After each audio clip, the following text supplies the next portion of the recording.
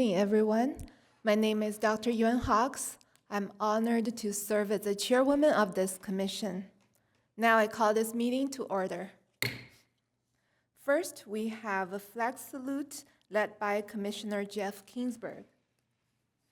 All right, please stand and put your hand over your heart. Ready? Begin. I pledge allegiance to the flag of the United States of America and to the republic for which it stands, one nation, under God, indivisible, with liberty and justice for all.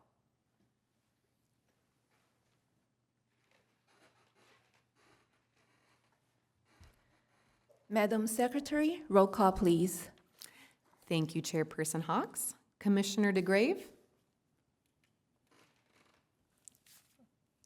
Present. Commissioner Kingsburg? Here. Chairperson Hawks? Here. Please note Commissioner Castro and Vice Chair Sizemore are absent. Therefore, 3 present with 2 excused absences. Thank you. Thank you. Tonight we have a presentation from Temecula Valley Museum Field Trip presentation. That'll be that's the Community Service Manager, Sergio Raya. Please come to the podium. Welcome. Welcome. How you guys doing tonight? Well, thank you for allowing me this time to present this presentation. I guess some months ago was asked to provide some information and background on our field trip program. So I thank you guys for this opportunity. So let's go ahead and begin. Okay. So ever since we opened our doors in 1999, the Temecula Valley Museum has offered a field trip program.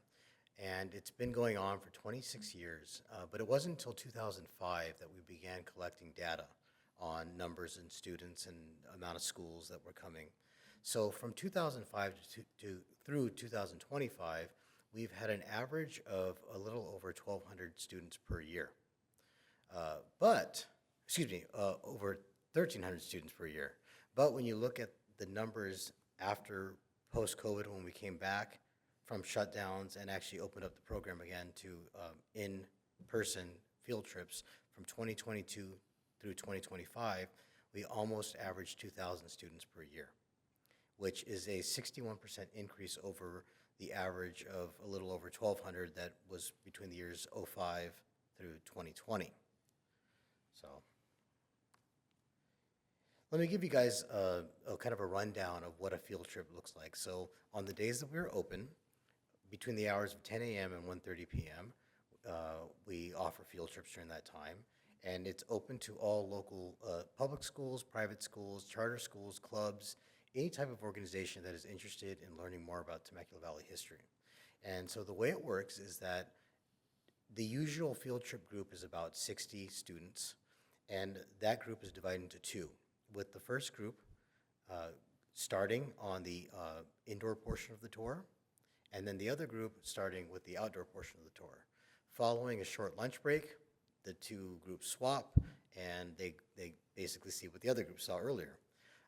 Anyway, so to give you a brief overview of what they see, I'm going too fast here, I apologize. But to cover what has gone over in the indoor portion is they go in the downstairs portion of the museum, it covers local Temecula Valley history. And so that is divided into basically 4 or 5 eras of Temecula history, starting off with the history of the indigenous communities that lived here in the valley, the ancestors, and all the way up to the indigenous people that we know as the Pechanga, the Temecula, the Pechanga, which is the California band of Indians. And then we go into the second period, which is the arrival of the Europeans and the Spanish establishment of the mission systems here in California and its impact it had on the local indigenous populations. Then after that point, the students learn about the Mexican era, which is the establishment of the ranchos and the making this a hub of agriculture in the area. And then followed that, the arrival of the United States, and then the United States to the early modern period, all the way to roughly like the 40s or 50s. And So that is what's covered on the indoor portion of the tour. And then the outdoor walking tour is a chance for the students to walk around Old Town Temecula, learn about the establishment of Old Town Temecula, and they're taken to some of the oldest buildings and landmarks.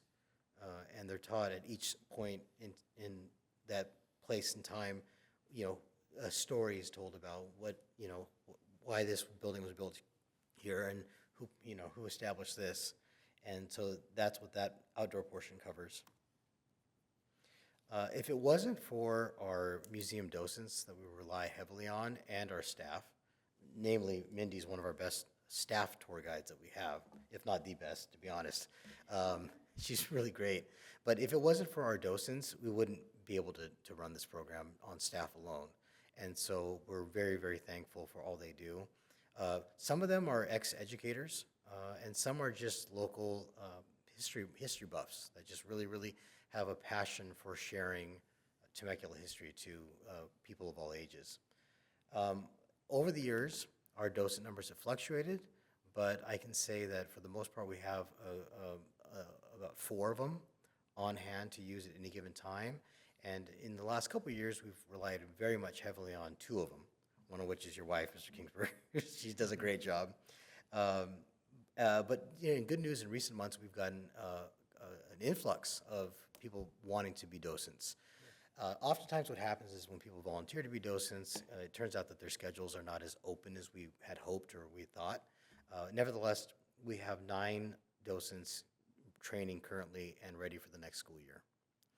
So I have a few different charts to kind of show you the tracking of the growth of the program. And this one right here shows the student average and school average on a monthly basis. The orange bars indicate the number of separate groups, whether it be schools, clubs, or what have you. And the blue bar represents the number of students. So you can see that. And then this one represents the numbers we have based on our data collected from 2005 to 2025.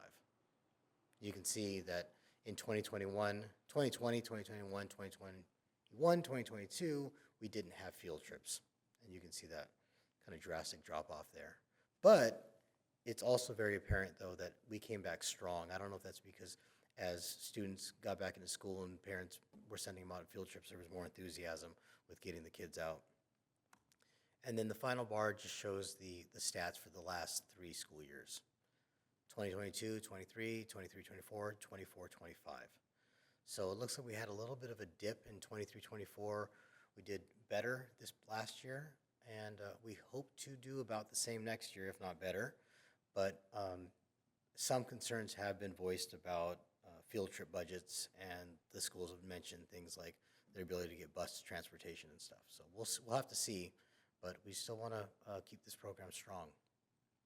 And that concludes my presentation. So if you guys have any questions, feel free to ask away.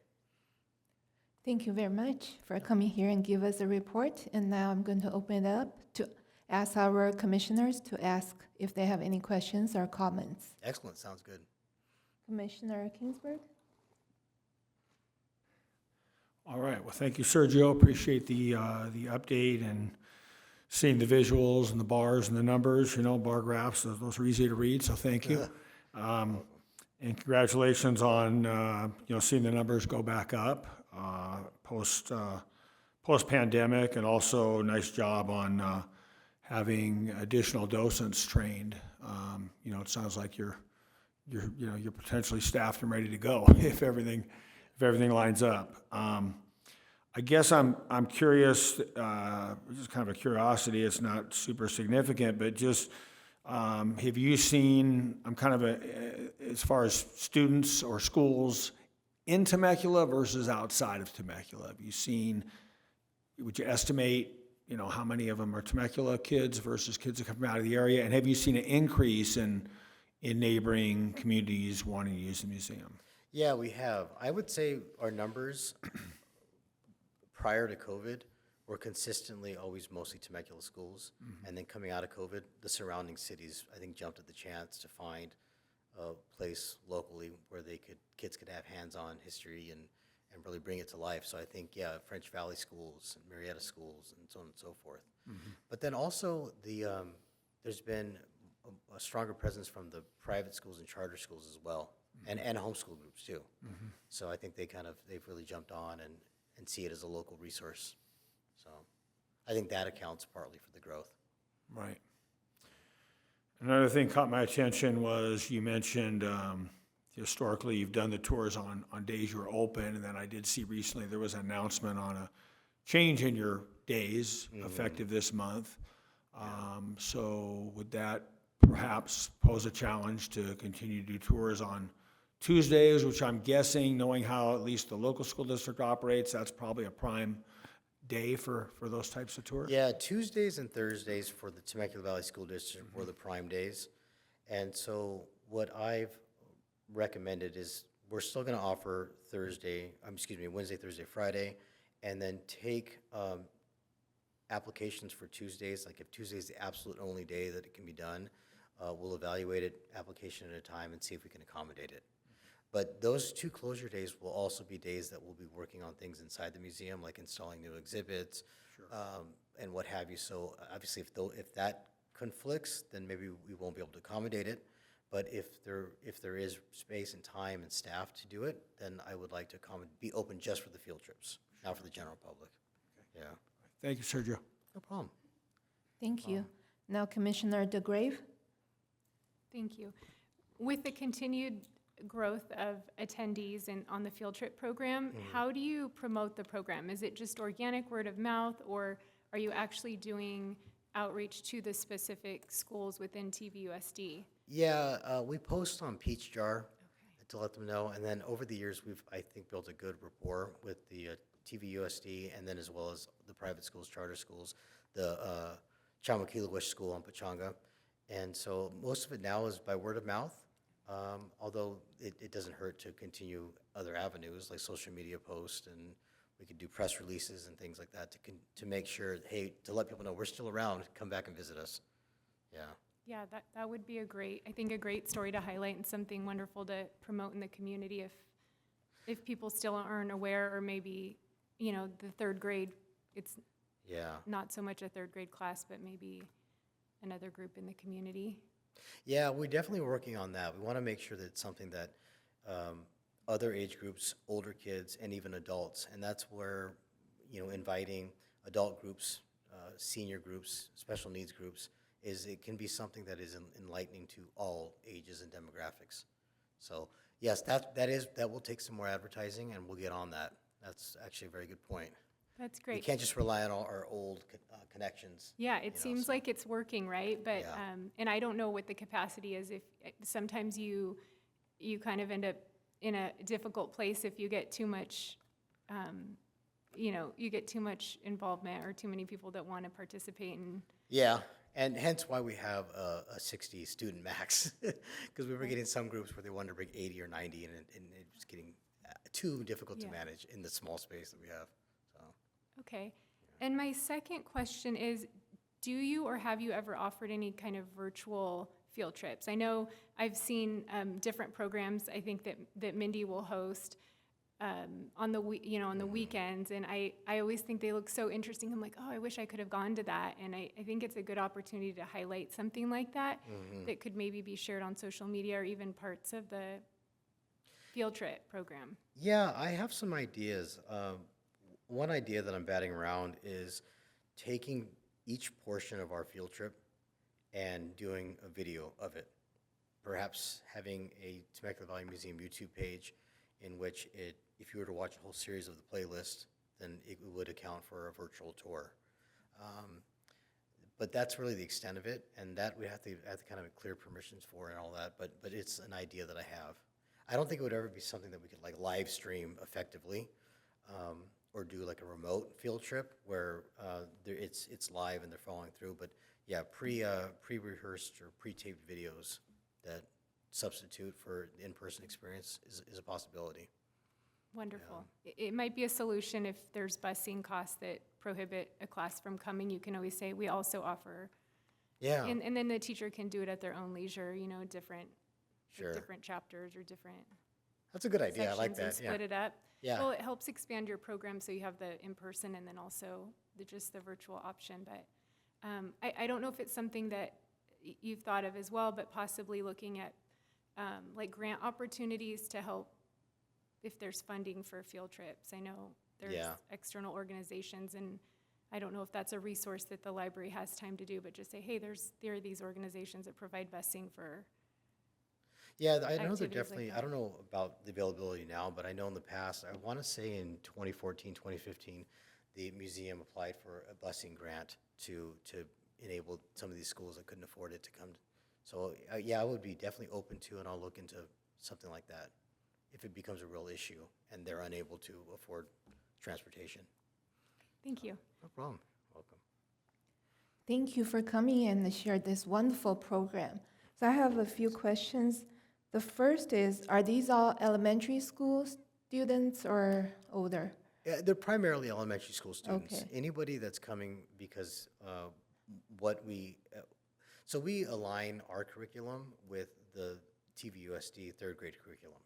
Okay. Because that's the school year that they're learning about local Temecula history. So it's very much geared for that.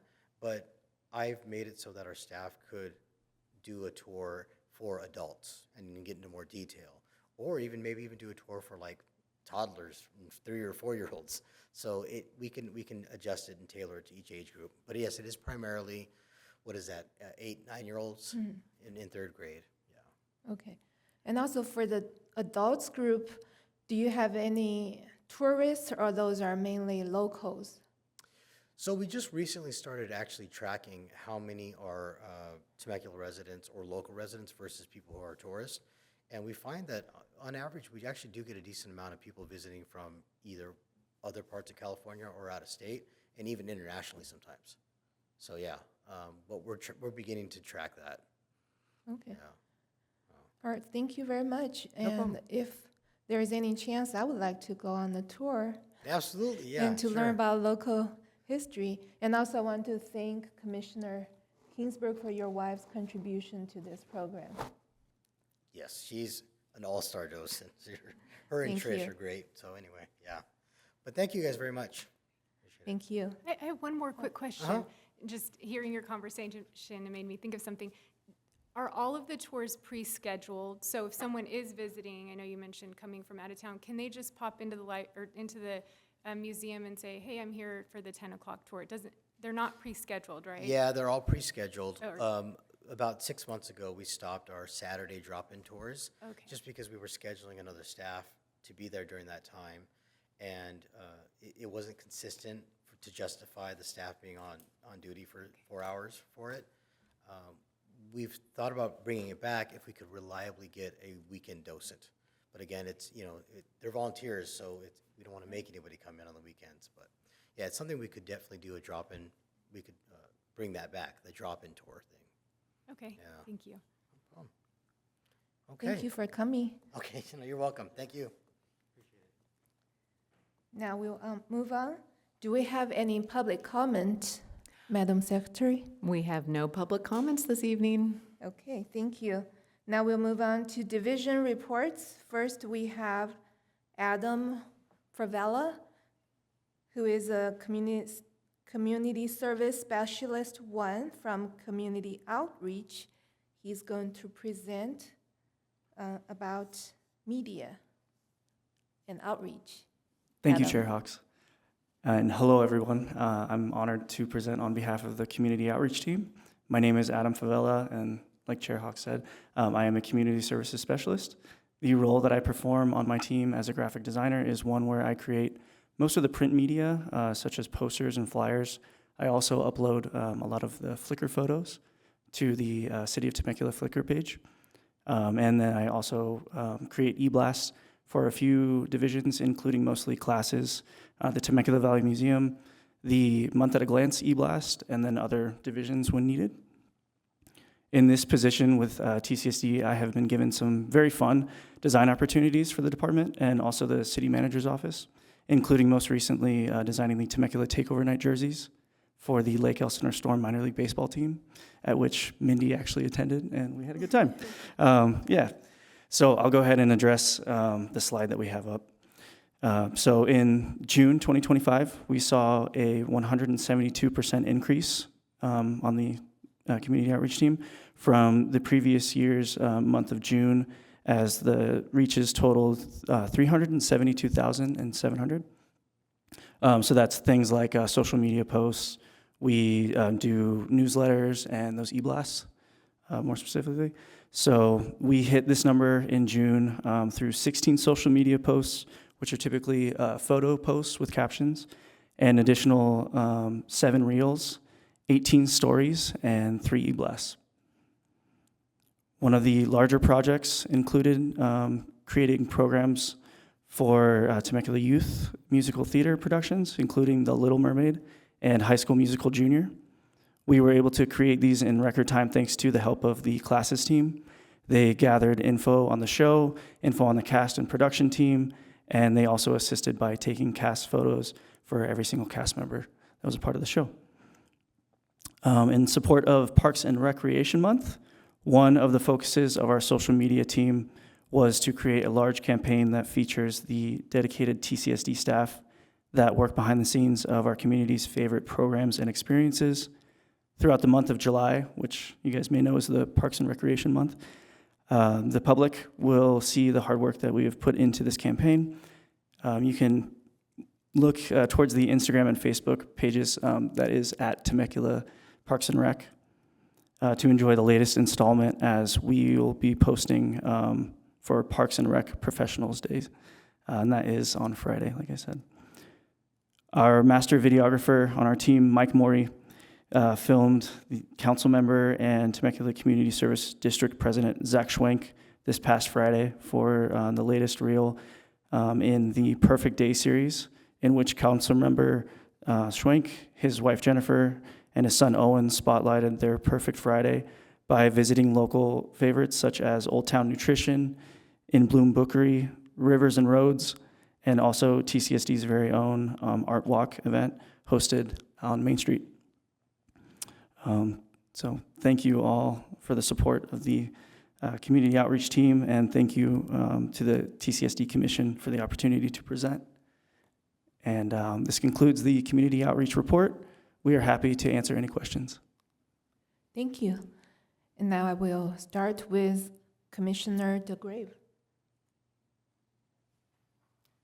Yes, I have a question. You work on the media relations team as well. Yes. I know we receive copies of the news releases that go out. We get them through email.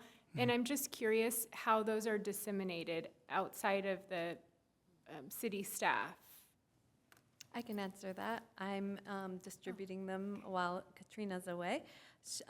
It is sent internally, and then externally, we have a media list that the city manager's office maintains. It has all the public information officers of all the neighboring cities. It's got national and, everything that they've collected. It's, hundreds of names, emails. They're all sent by blind copy. So anytime we send a press release, it's generated that way. Sometimes we'll send it through Peach Jar if it's relevant specifically to the school district or trying to get camps filled or things like that. But we have a city manager monitored office. The public information officer, Betsy, maintains the master list, and then we copy and paste off of it. So it's a list that has been culled over many years, and then we also remove people as they change positions or no longer want to be on the list. Okay, wonderful. Thank you. Thank you. Now Commissioner Kingsburg. Oh, thank you, Chair. Thank you, Chair Hawks. Appreciate the report, Adam. Nice job. No questions, but just again, comments that there's obviously has been a steady increase in our outreach, right, and our number of reaches. I had made a note from actually stealing a little bit from the Cultural Arts and Community Relations report that we'd received. I made a note about a 36% increase. That may have been from the previous month, because this increase is astronomical, right? 172%. So, and I like how, in your report, you gave the numbers, but then you gave us a couple areas that we can look to see evidence of this. And I do recall getting a reel or something regarding the musical theater for sure, and probably have on the Parks and Rec too, but I'll be on the lookout for that. So good to know that you're doing well in your new position, and I know you're an integral part of this team, so you and your team keep up the good work. Thank you. Thank you, Jeff. Thank you. Good job designing the jerseys. I heard that's a hit.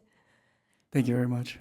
Yeah, we should have included a picture of those so you could see them. But yeah, you might have noticed them. There's a couple pictures in the daily recaps that go out, but they look great. So great job, Adam. Thank you very much. And I have two questions. One is follow-up with the Commissioner DeGrave's question. I remember seeing some reports saying about 30%, those e-blasts were the open rate about 30%, and that's out of what, 20,000 emails, or how many? The open rate is usually reported on the theater opens. We don't, we do?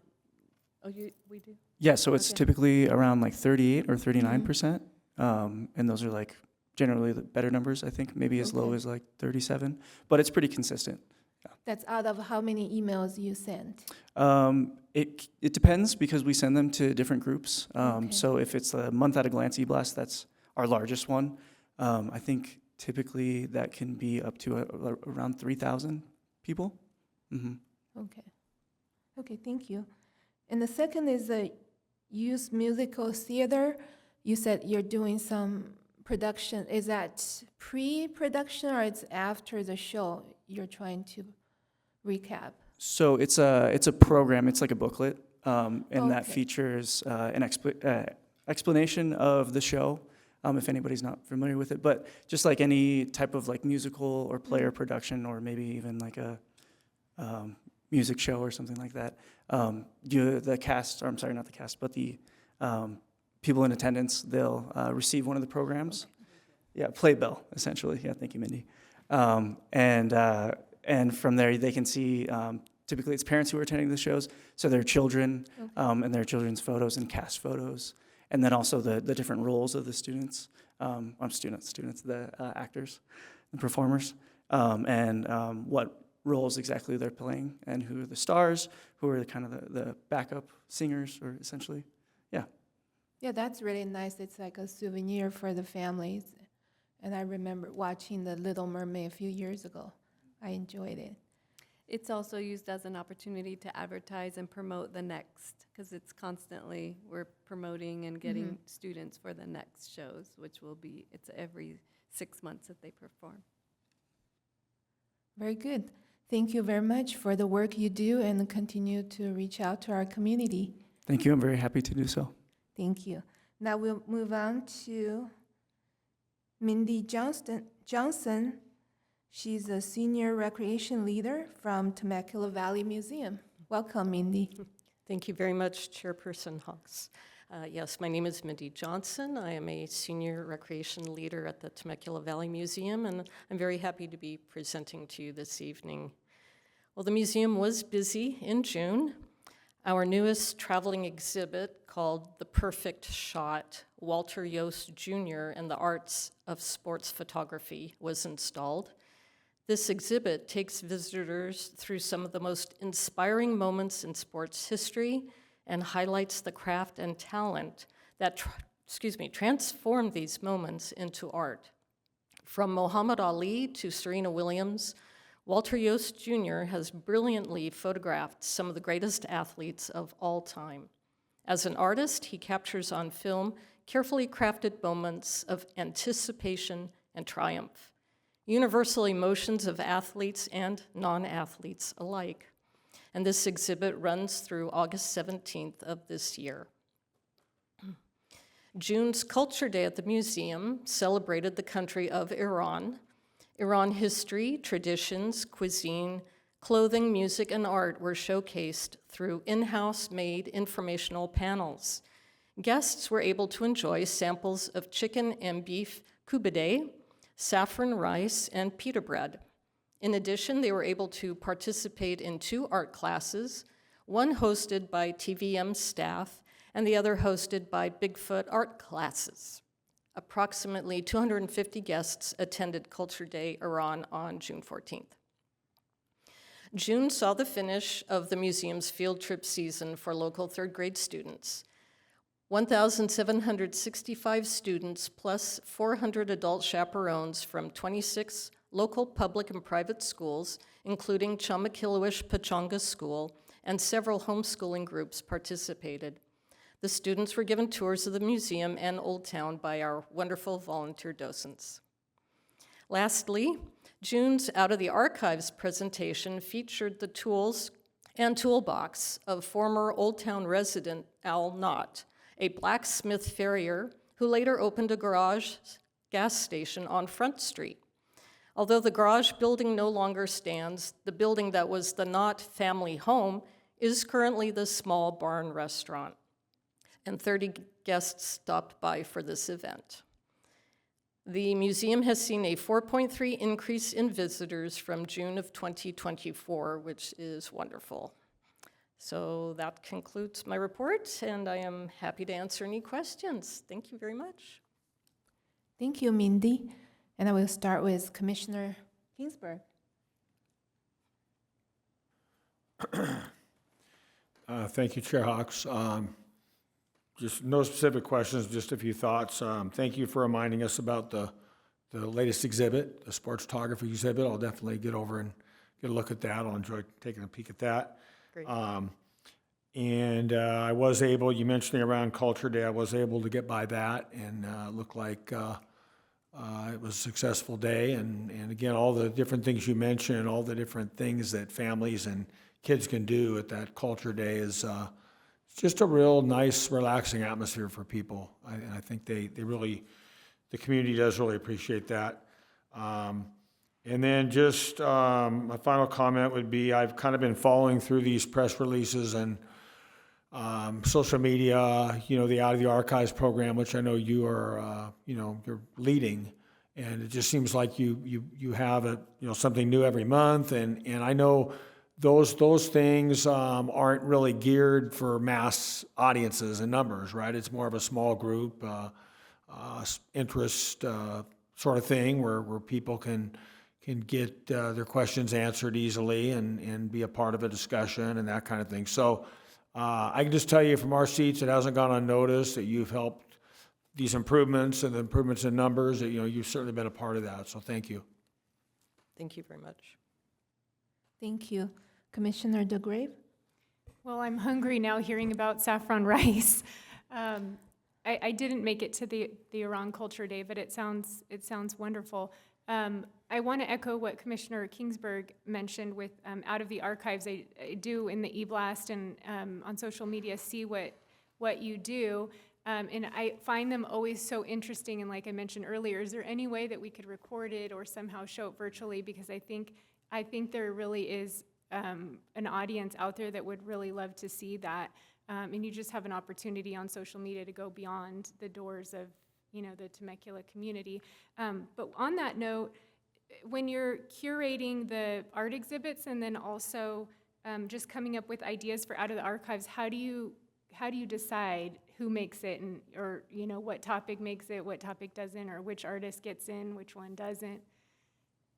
Is it a do you seek them out or do they come to us? I can only respond about the Out of the Archives Okay. part, and that pretty much is a whim, really.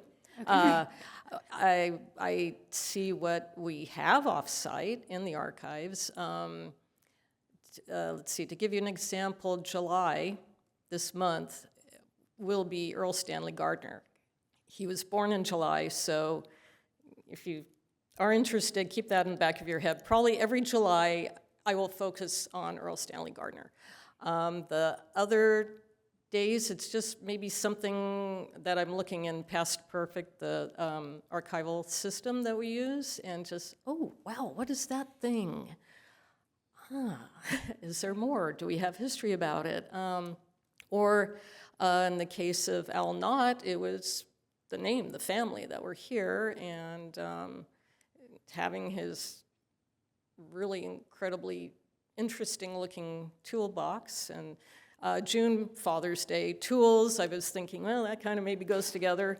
So it's, yeah, that kind of thing, really.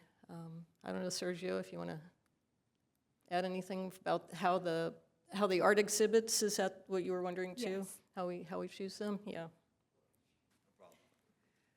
Yeah, Mindy does an excellent job picking out topics for out of the archives. So I really am thankful for that.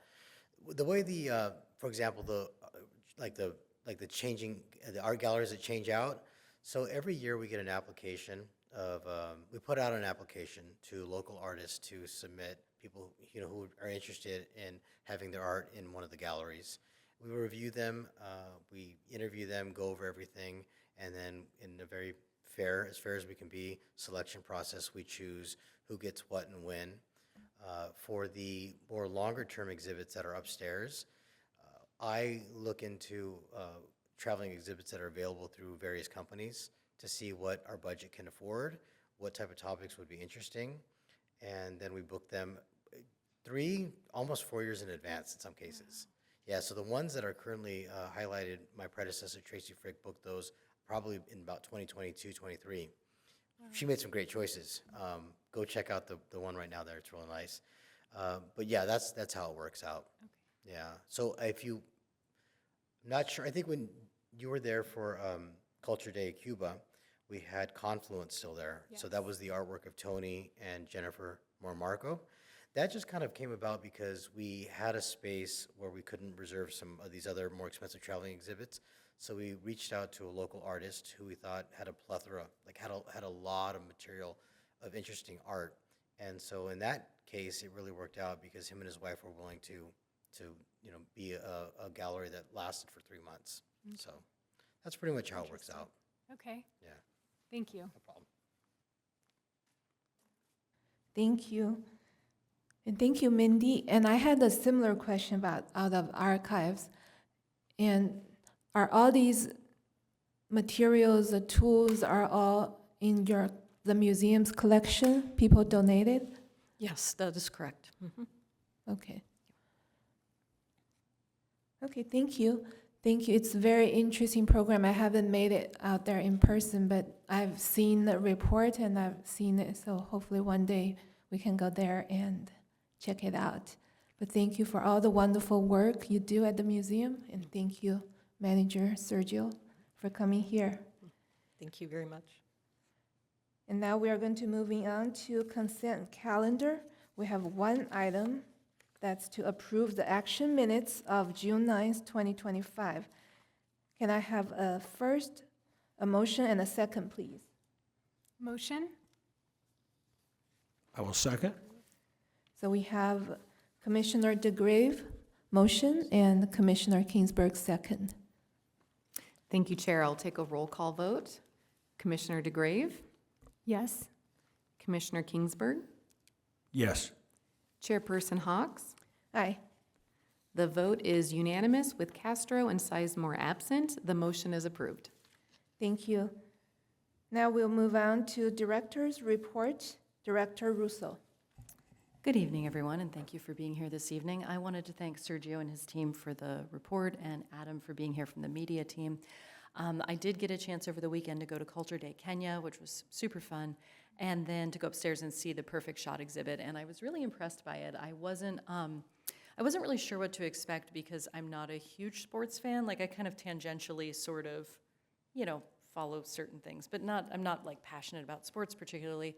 But what really stood out to me were two things. One is the humanity in the pictures just transcends your interest in any given sport. Like, there's actually several of the photographs that are from a trip he made in 1999 to Cuba, and they're just anonymous athletes, and I think they were some of the most moving and stunning pictures in the exhibit.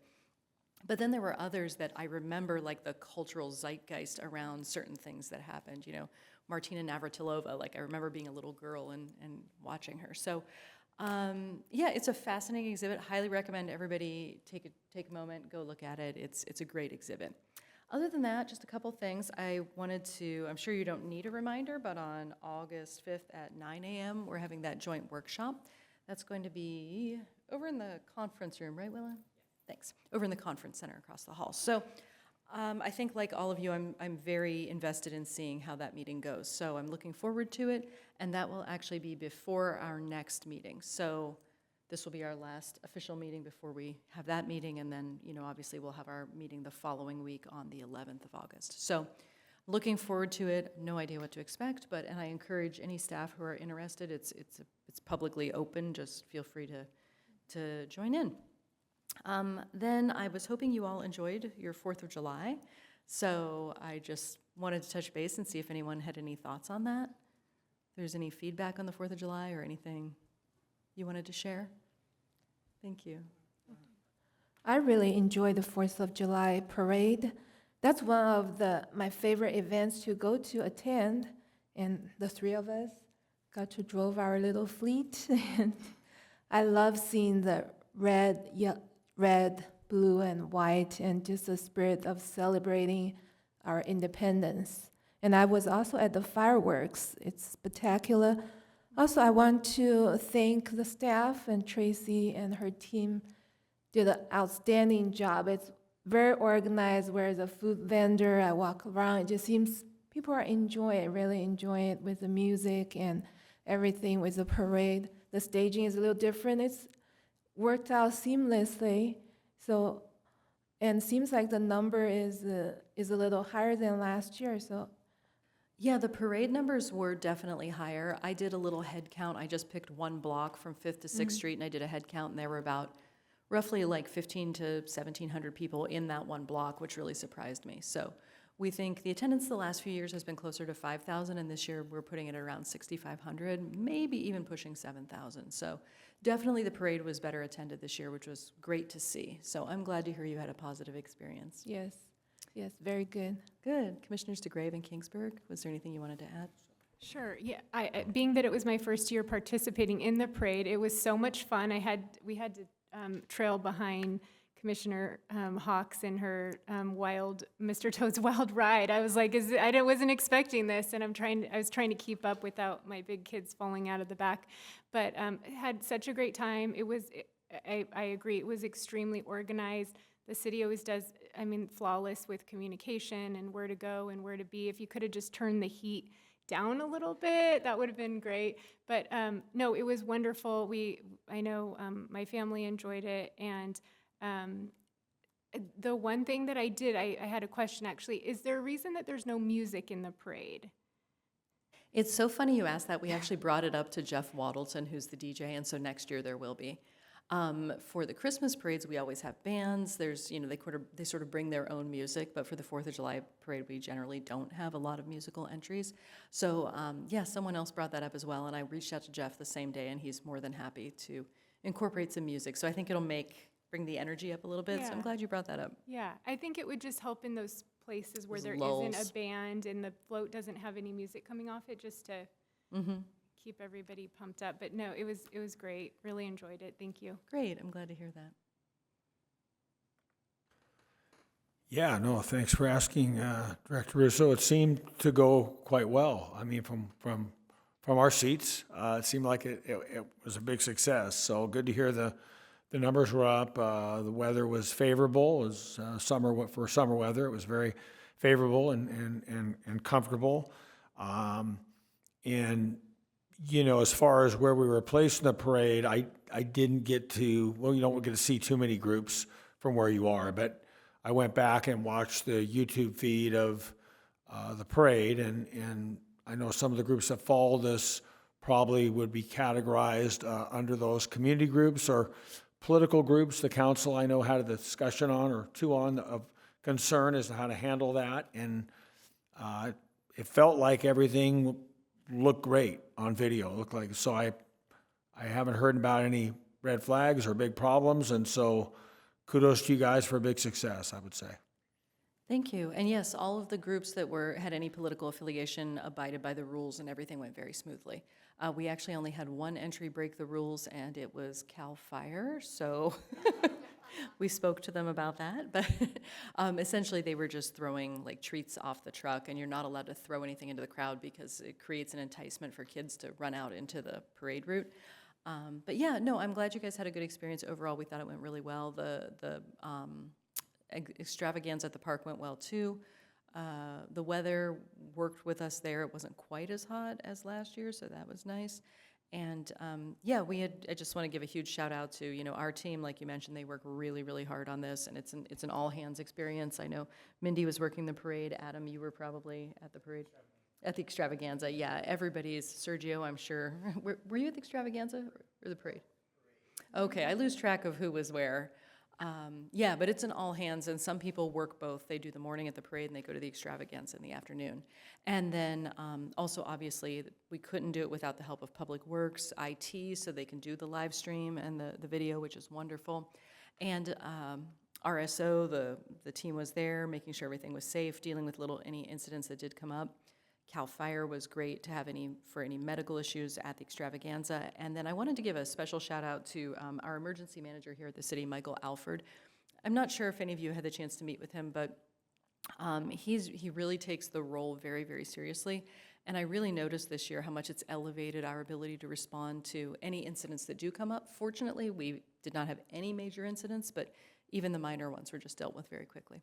And then the last thing I wanted to mention is just the ongoing saga of the splash pads. I'm not sure how up to date where we left last off, but the splash pad at Mike Nagar Park, as we mentioned, needs really, really significant repairs. So Public Works is actively working on getting estimates, and now they're looking at some different options as to how to do the repair structurally, because since the tank itself is broken, the tank is broken and 2 underground water lines are broken. So there's a couple different options for how they would sort of attack that tank and address that issue.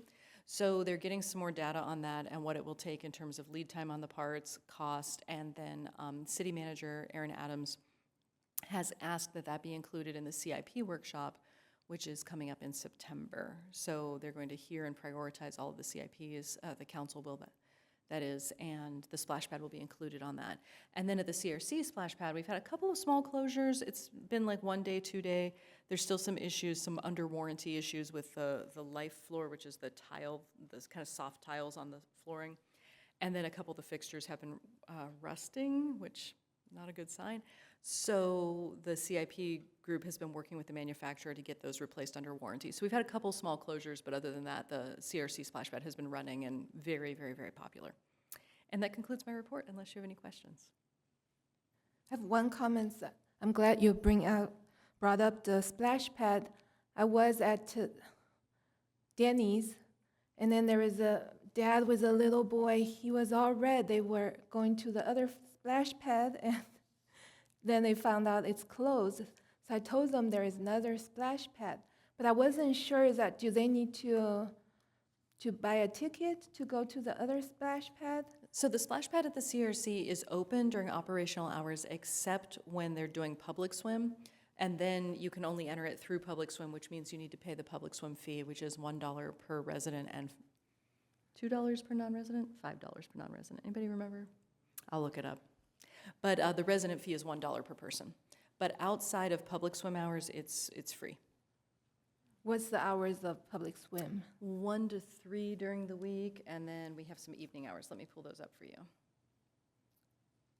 They're on the Quadex is fortunately really good at keeping their website, their hours up to date.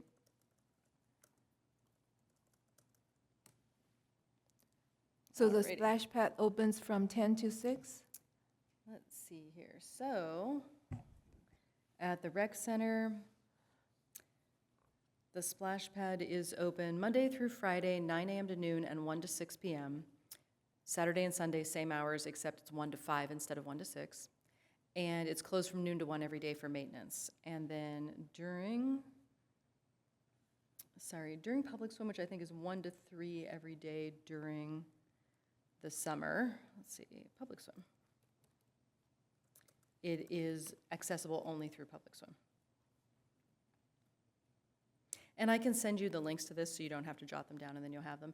Public swim is 12:30 to 3:30 and 1 to 5 on Fridays and 6 to 8 p.m. on Friday evening. So like I said, it's a little bit complicated. I'll send you both links, the one for public swim and the one for the splash pad. so you Okay. can see those. Okay, thank you. Mhm. Just in case I ran into someone, I can send them over there. Yes. Yeah, the easiest thing to do is send them to the website, and most Okay. people can just pull it up on their phones, and then all the information is there. And Adam found it is $1 for residents, $5 non-residents. Thank you. Per day, per use? Per use. Okay, Great job coming in clutch there, Adam. thank you. And now we'll move on to our commissioners' report. I'll start with Commissioner DeGrave. I don't have too much to share. I really did enjoy the tour of the Pachanga tree. Thank you for the invitation. I really enjoyed that, and I was there with Bea and Commissioner Hawks, and the time at the parade also was it was a great event. Again, I know you mentioned the security and emergency services, and that was something else that I wanted to know. It felt very safe, and that's something that I think a lot of times just kind of people don't think about it, and that's a sign that it was done well. So thank you. Thank you. Commissioner Kingsburg? Thank you, Chair Hawks. Yeah, first and foremost, I just want to thank both of you, my two colleagues that are here tonight. I know you guys have been working hard and have been at a lot of things steadily. I know I saw both of you and our other two colleagues at the French Valley Parkway Phase 2 celebration back last month, and then, of course, at the 4th of July parade, and I know some other things that you mentioned. So I know you guys are out there working hard. So thank you for inspiring me to continue to do the same. I appreciate it. I did a couple of different things this last month. I did go over to Camp SOAR over at the MRC and visited that. And Cassandra took me around, and I spent a little time seeing the kids do some artwork, and then went out and hit the pickleball with the kids. So that was fun. Did that, and then stayed around and did the summer food service program. So hope to get back over there another time or two before the camp ends. And then last week, I went to, for the first time, the changing of the flag ceremony at the Mary Phillips Senior Center. It was it was probably our last really hot day, or what we thought was going to be a really hot day back last Thursday. So it was sunny out there, but I'll tell you, they did a great job. The seniors, 3 or 4 of the seniors participated in that ceremony. Yvette Martinez, was in charge and did a great job getting that going. And Council Member Stu was there as a dignitary, and he helped facilitate. But what was nice about it is that it involved, community. I mean, it was our community service department involving community with the Veterans of Foreign Wars involved in the changing of the flag, and also the Boy Scouts there. So, you get exponential, benefits when you're able to involve fellow community groups. And then I did make a stop by the art night last Friday. I hadn't been over there in a while, so it was nice to get over to art night. It was a pleasant early evening, and a lot of folks inside looking at the exhibits from the Art League, and then also emerging artists outside. And my wife and I went over. Always happy to support those events when we can. So anyway, good month. Thank you for everything. Thank you. For me, this is another busy month. I attended 5 events and to continue to engage in our community. I went to the senior center to celebrate Father's Day with them, and our seniors know how to have fun. And I also want to thank Superintendent Barnett for participating. Like Commissioner Kingsburg mentioned, that I'm very thankful and proud to see all 5 commissioners present at the I-15 French Valley ribbon cutting to show that our commissioners continue to engage in the improvement of our community. And I already mentioned the parade and the fireworks was spectacular. And lastly, like Commissioner DeGrave mentioned, that I enjoyed visiting the great oak. That was the first time seeing the tree. And thank you, Director Russo, for inviting us, and thank you, Willa and Bia for hosting it and organizing it. So we had a good time to learning about our local history. So in closing, I want to say I am proud to see our commissioners continue to commit to our communities and to engage our community through participation and listening to the people we serve. And on that note, meeting adjourned.